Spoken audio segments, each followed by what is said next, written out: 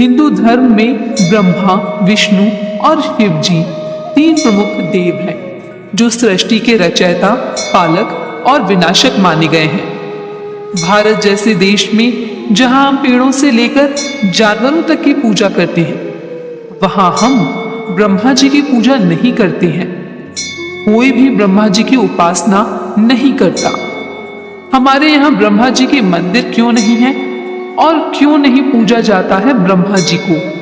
इसके पीछे का रहस्य क्या है, आज हम जानेंगे इस वीडियो में। तो आइए शुरू करते हैं।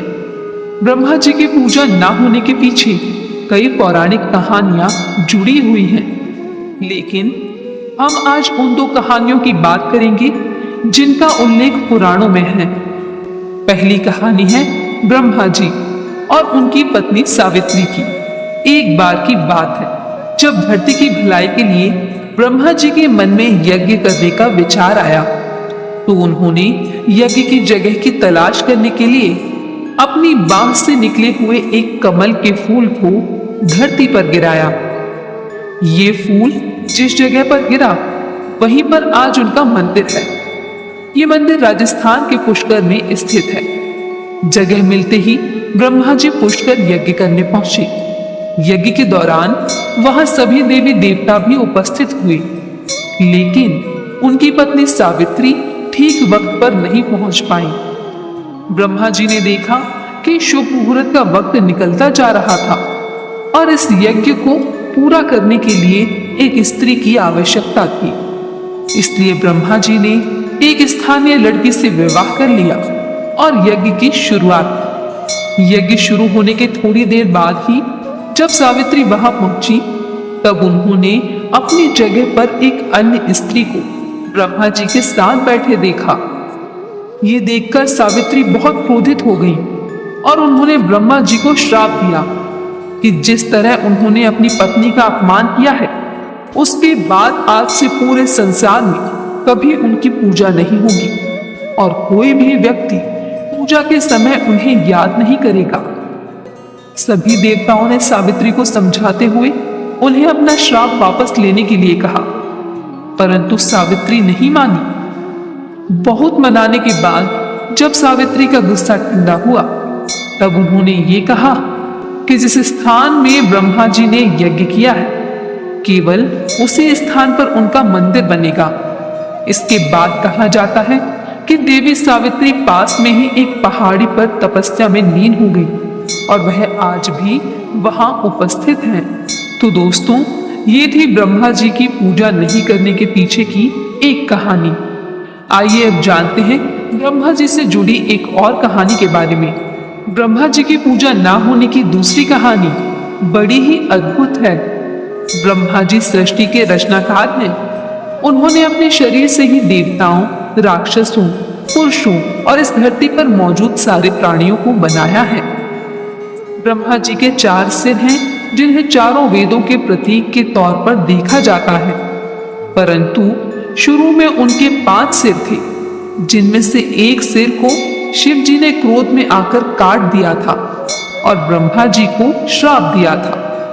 इस घटना के पीछे की कहानी कुछ इस प्रकार से है।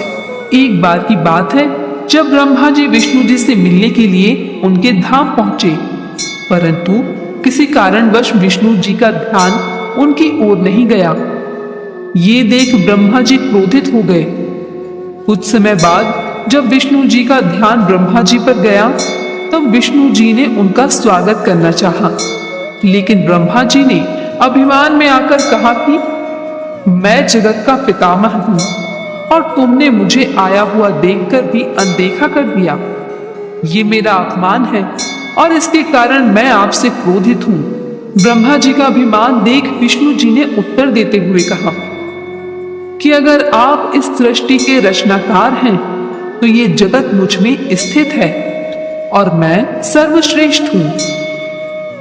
इसके बाद दोनों में वाद विवाद शुरू हुआ और दोनों युद्ध करने लगे। दोनों के बीच में युद्ध इतना भीषण हुआ कि उसकी गूंज तीनों लोकों में होने लगी, जिससे सभी देवतागण घबरा गए और शिव जी के पास पहुंचे। तभी युद्ध को समाप्त करने के लिए शिवजी एक स्तंभ शिवलिंग के रूप में प्रकट हुए। वह स्तंभ इतना बड़ा था कि उसे देखकर ब्रह्मा जी और विष्णु जी शांत हो गए।